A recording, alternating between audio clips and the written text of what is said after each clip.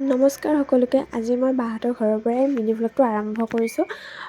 বাহঁতৰ ঘৰত আছোঁ আৰু আজি সকলোৱে আমি মানে বাহঁতৰ তাত ভাত সাজ খাম দুপৰীয়াৰ একেলগে। আমি হেনা লগাই দি আছে বাই মোক আৰু দুপৰীয়া সাজ পোলাও মাংস এনেকৈ খালোঁ কিবা এটা। আৰু এতিয়া গধূলি আমি ওলাই আহিছোঁ ৰাস চাবলৈ। আমহী দেখিছোঁ ফাৰ্ষ্টতে আমি আমহীৰ পৰা চাই লৈ কিনে আমি লখৰাত যাম আৰু ঘৰতেই আছোঁ আৰু কাম বন এনেকৈ কৰি মেলি কিনে দিনটো সময় নহয়, যিহেতু ভিডিঅ' বনামকৈ থাকি যায় আৰু বনালে কি হ'ব এডিট কৰিবলৈ এলাহ, সেইকাৰণে বনাব নোৱাৰোঁ। এতিয়া আমি ৰাস চাই লওঁ, যিহেতু আমি হাউলি পাঠশালা এইবিলাকত যোৱাই নহ'ল।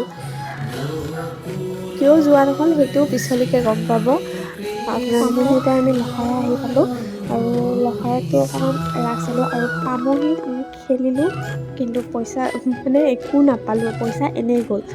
আৰু লখৰাত এতিয়া খেলিম বুলি ভাবিছোঁ আৰু কি হয় নাজানো, পাওঁ নে নাপাওঁ।